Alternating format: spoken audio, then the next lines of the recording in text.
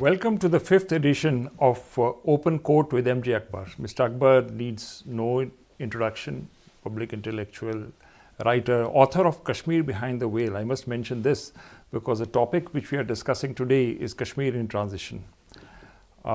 Joining me is Ratna Shukla Anand. Mr. Akbar, Kashmir is in transition. You see a lot of structural changes taking place there in terms of connectivity on the economic side. Do you think this will help or not help change hearts and minds? Transition means what? Article 370, I'm looking that as a benchmark. What Kashmir is getting at the moment really is a spell of good governance. It isn't as if nothing has happened in the past, but this is what might be called a sustained spell of good governance with the Prime Minister Modi taking personal sort of charge to ensure that the development work is done at an unprecedented pace, right? This is something that all the people of India are getting actually. It's except perhaps that Kashmir has not been given the kind of the structural development and so on and so forth that it should have had at the pace it should have had. But that is that is really a question of bringing. Kashmir is not the poorest part of India. I mean, people tend to forget that in the narrative. Yeah. Kashmir is comparatively quite well off if you look at all the basic parameters per capita income, spending, and so on and so forth. And city also looks good. If you go to Srinagar, it looks better than many of the places you find elsewhere in the country. Yes, indeed. I mean, it's just that many of its needs are very special needs because of geography, topography, climate, and so on. And those needs are being addressed. Right. But in the process of that addressal, do you think a new social contract is in the process of being forged, or you think that will happen because of the years of militancy we've had in the past and the violence? And do you think there is a possibility that with the changes you mentioned of a new social contract where Kashmir is at peace with itself and with the rest of India? Well, I really don't understand the meaning of a new social contract. Kashmir has had a social contract with the Union of India as much as a political contract with the Union of India from 47. Right? And we must not fall into the trap of seeing Kashmir as something vastly different. Kashmir is an integral part of India and has been ever since, like all the other princely states who joined India, signed the accession treaty. True. Right? After that, for a variety of reasons, almost all of them to do with the sort of sinister behavior of a neighbor to our west, who actually, Pakistan chose to attack Kashmir within 10 weeks of freedom. It was extraordinary. Right. And it was Pakistan which forced the issue. Sure. Right. Since then, Kashmir has become a victim of violence, victim of imported violence, victim of aggression, really. That is the right term for it. And therefore, its people have had to pay the price for that aggression and the political wrangles caused by that aggression. And so, in fact, one of the greatest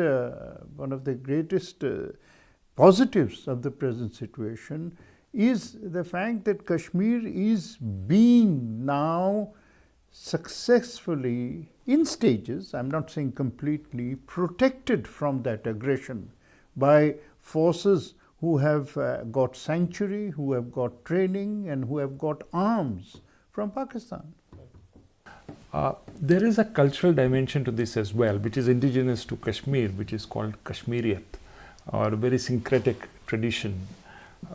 You think more needs to be done for it to evolve, because there have been so many pressures on Kashmiriyat, militancy, ethnic cleansing and all that. So we need probably to revive that in a new form, because you can't put the genie back in the bottle.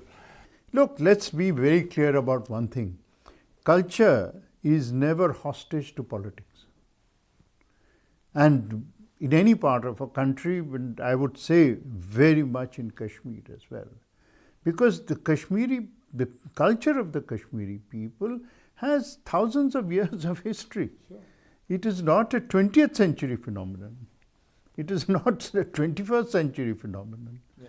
So, their values, their systems, their belief, their music, their harmony, their bonhomie, their, conviction in, the Bhakti principles of what also has been called the Bhakti movement and so on, but it long precedes it.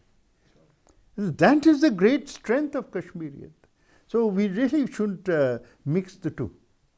लेकिन मैं जानना चाहूँगी कि जो कश्मीरियत जिसकी आप बात कर रहे हैं, क्या वो कश्मीरियत वाकई आज ज़िंदा है, या वो आज जो है वो एक अलग इस्लामिक वे ऑफ कश्मीरियत हो गया है? जी नहीं, ये सब देखिए, आप इस्लामिक शब्द इस्तेमाल करके ही शायद गलती कर रही हैं। ये आप जब से इस्लाम आया है कश्मीर में, तब से इस्लामिक वैल्यूज़ भी हैं, लेकिन आप ये समझना कि इस्लामिक वैल्यूज़ अमन के बाहर हैं, या इस्लामिक वैल्यूज़ में अमन नहीं है, ये गलती है। और मतलब कश्मीर के लोग मुसलमान भी रहे हैं और कश्मीर के लोग कश्मीरी भी रहे हैं, और इसमें कोई कॉन्ट्रडिक्शन नहीं है। लेकिन सूफीज़म जिस तरह से वहाँ से धीरे धीरे जो है वो हुआ, क्या सूफीज़म जैसा था, सूफीज़म के वैल्यूज़ जो थे उसी को तो कश्मीरियत हम कहते हैं। तो अगर है अभी तो उसकी वजह से है। और आप क्या समझती हैं कि जो जनता है, जो लोग हैं, ख़ास तौर जो गांव और शहर में फैले हुए लोग हैं, एक वो कहते हैं ना अंग्रेज़ी में कि वन बैड एप्पल, राइट, एक सेब ख़राब हो जाने से सारा औषध थोड़ी ख़राब हो जाता है। लेकिन हाँ, उसकी एक मतलब उसने के वो सेब के अंदर या एप्पल के अंदर एक वर्म रहता है, जहरीला वर्म है, तो उसका भी असर रहता है। लेकिन इतिहास में ये ऐसी बातें हो चुकी हैं, और कश्मीर के लोगों ने और कश्मीर के वैल्यूज़ ने ऐसे चैलेंजेस को के सामने अपने सर खड़ा करके इसको ख़त्म किया है। You mentioned Pakistan as a factor which vitiated the normal flow of Kashmir's development. What was Pakistan's real objective? Was it geopolitical? We talked about the headwaters of the Indus rivers being one of the core strategic objective. Or was it also validation of the two-nation theory? How do you see the Pakistani approach towards Kashmir? The headwaters question, while of course it is important, and I can understand that Pakistan would certainly like to protect its water flows, as India would like to protect its water flows and rivers from which have their source in China. So it is in our national interest to protect it. I mean, how could we expect Brahmaputra, for example, to be vulnerable to Chinese intervention? So Pakistan would have, but the treaty between India and Pakistan ensures that, so there is no question of having any conflict on that situation. So that is not a reason for conflict. Was there any mention of the Indus River waters when Pakistan began its aggression in 1947 October? There was no mention. That is not a stated reason. But yes, what has impelled Pakistan, what has propelled Pakistan is this spurious theory called the two-nation theory, which was based on a completely, utterly ahistorical, utterly foolish, even stupid doctrine which says that Hindus and Muslims cannot live together. I mean, complete nonsense. It's a complete negation of all lived experience of the last 1,000 years. True.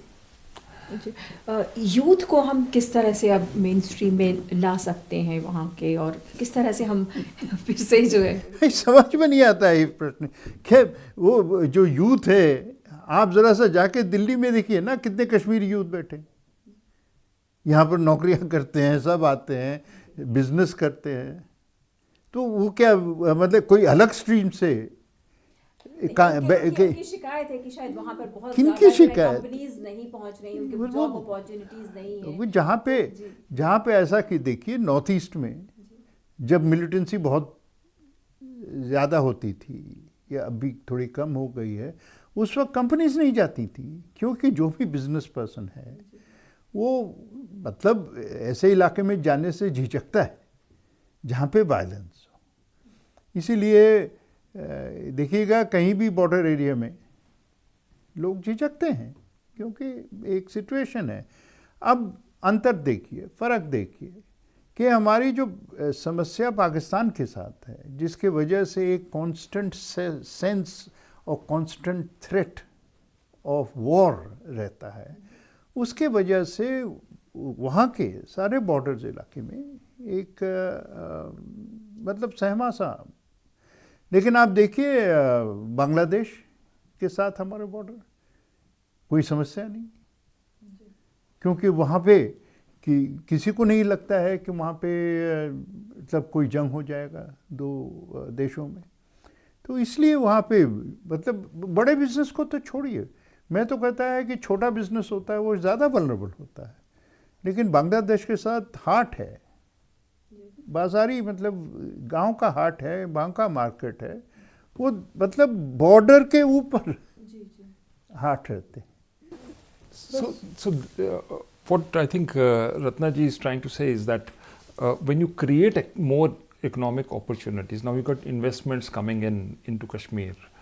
There's also quote unquote modernization. Probably we're going to have metros coming in Jammu as well as in Srinagar. So that obviously creates more opportunities and helps to lower the level of militancy. So to that extent, the link between the economic and the social is very clear. All that is, is there any militancy in the desert towns of Rajasthan? Right? There isn't, but Yeah, but there is no development either on the lines of Pune. yes, they're very. No, there are many reasons. There are many reasons which contribute to.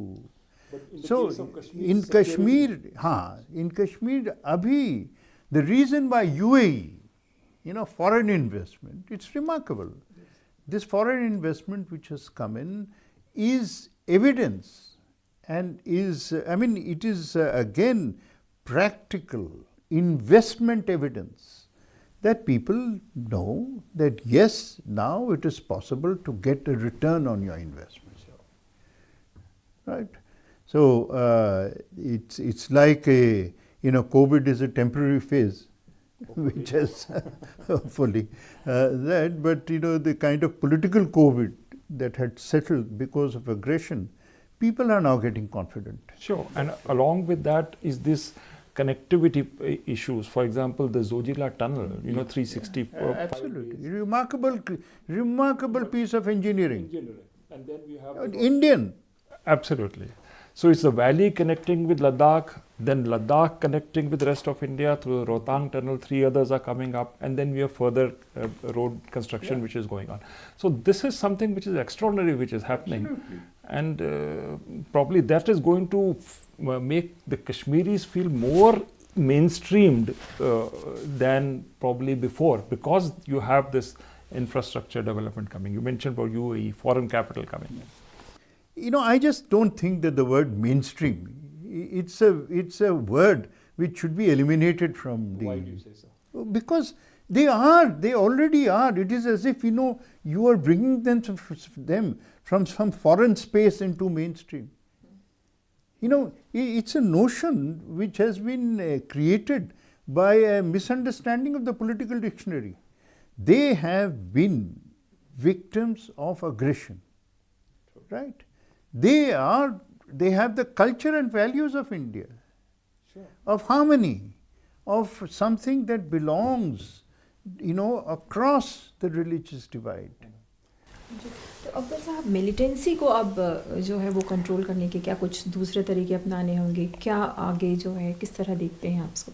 नहीं, मेरे ख्याल जो सरकार कर रही है और लोग कर रहे हैं वहाँ पे, उसको देखिए, ये मर्ज को पूरी तरह ख़त्म करना मेरे ख्याल इतना आसान नहीं है, क्योंकि जो लोग शरारत पे तुले हुए हैं, जो फसादी हैं, वो अपने फसाद को इतनी जल्दी भूलेंगे नहीं, और उनको जब तक सहारा मिलता रहेगा तब तक वो कोशिशें अपनी करती रहेंगी। लेकिन मैं समझता हूँ कि जो कॉन्फिडेंस अभी बन रहा है, वो कॉन्फिडेंस वो भी एक इतिहास का अच्छा पन्ना है। Coming back to Pakistan, in 2005 we were close to a modus vivendi with Pakistan on soft border. Are we talking about the Agra summit or post-Agra summit? And which got sort of derailed with the Mumbai attacks in 2008. Can we go back to such a formulation of soft borders where there is people-to-people contact along the LOC and the IB? Or do you think between India and Pakistan there has to be something new which is not rooted in that initiative? I'm very, very convinced that a nation cannot have a partial soft border.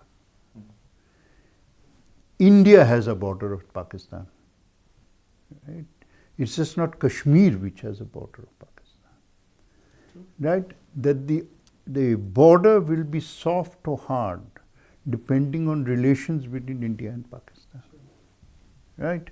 So if the border is going to be quote unquote soft, then it will be soft in Gujarat, it will be soft in Rajasthan, it will be soft in Punjab, and it will be soft in Jammu and Kashmir.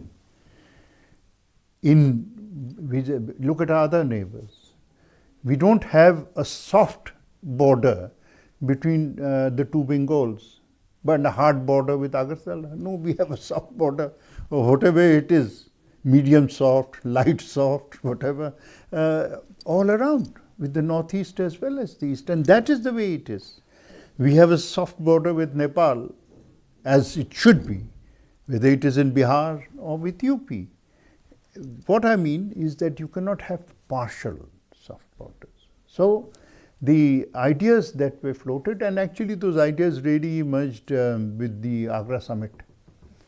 Now, where the General Musharraf brought, and there was much discussion over a package which included many other ideas.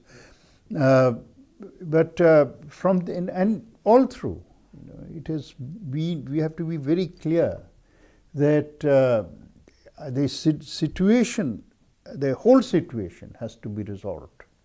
And you have to remember why precisely the Agra summit failed. The Agra summit failed for only one reason, because Pakistan was not willing to condemn terrorism. Or kuch nahi. Yeah, exactly. So as long, people often talk about what is the solution to the problem. It's a very simple solution. Pakistan must abandon terrorism, and then we will have a solution. Now, am I just saying it as a theoretical reality? No, I'm saying it through practical experience. For a long while, East Pakistan was a sanctuary for terrorists who were operating in Northeast, in our Northeast, because of proximity. Things changed, right? After the liberation of Bangladesh also, it took time. Jaldi nahi hua, it took time. But when over a process, we saw, and Dhaka proved, that it was no longer going to be a sponsor of terrorism, then everything gradually, slowly, but effectively fell into place. West Pakistan के साथ भी जिस दिन वो terrorism बंद कर देंगे, उस दिन माहौल ठीक हो जाएगा. India, we have absolutely no interest in war or violence, because war is never a solution. War, in fact, is the mother and father of problems. On that note, Mr. Akbar, thank you so much. Thank you. बहुत शुक्रिया